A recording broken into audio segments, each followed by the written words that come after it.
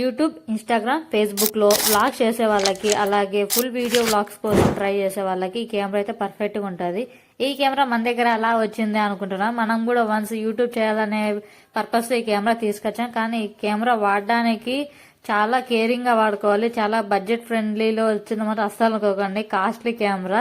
So దానికోసమే ఇంతవరకు నేను మొబైల్లో మాత్రమే క్యాప్చర్ చేస్తాను. కానీ దీని క్వాలిటీ, కెమెరా క్వాలిటీ చాలా వేరియేషన్ ఉంది. మొబైల్లో క్వాలిటీ కన్నా కెమెరా క్వాలిటీ సూపర్ ఉంటుంది, యూస్ఫుల్ బాగుంటుంది.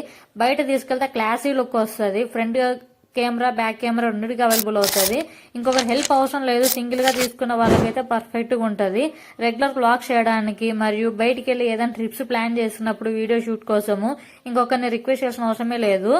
ఇలా మనకి మ్యాగ్నెట్ స్ట్రిప్ వస్తుంది. మ్యాగ్నెట్ స్ట్రిప్ కి కెమెరా యాడ్ చేసేసి మనమే అవైలబుల్ గా ఈజీగా తీసుకెళ్లొచ్చు. ఇది వచ్చేసి Insta360. దీని గురించి మీకు ఇంకా డీటెయిల్ గా కావాలంటే యూట్యూబ్ లో సెర్చ్ చేయండి. మేము ఇది కూడా దీని రివ్యూ చూసే మేము దీన్ని ఆర్డర్ పెట్టుకున్నాము. ఇది ఆన్లైన్ లో ప్రతి ఒక్క ప్లాట్ఫామ్ లో దొరుకుతుంది. మీ కెమెరా ఎలా అనిపించిందో ఒకసారి కామెంట్ చేయండి. మీ కెమెరా కోసం పెట్టిన కాస్ట్ అయితేనా టూ మచ్ అనమాట. ప్రజెంట్ సేల్ లో తక్కువ ఉంది అని విన్నాను, కానీ ఎంతవరకు ఉందో తెలియదు.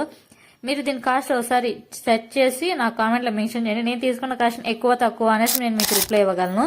ఈ కెమెరా అయితే మీకు అర్థమవుతుందో ఎలా తీసుకున్నాం అనేసి. అంతే అండి ఈరోజు video. Thank for watching. By by.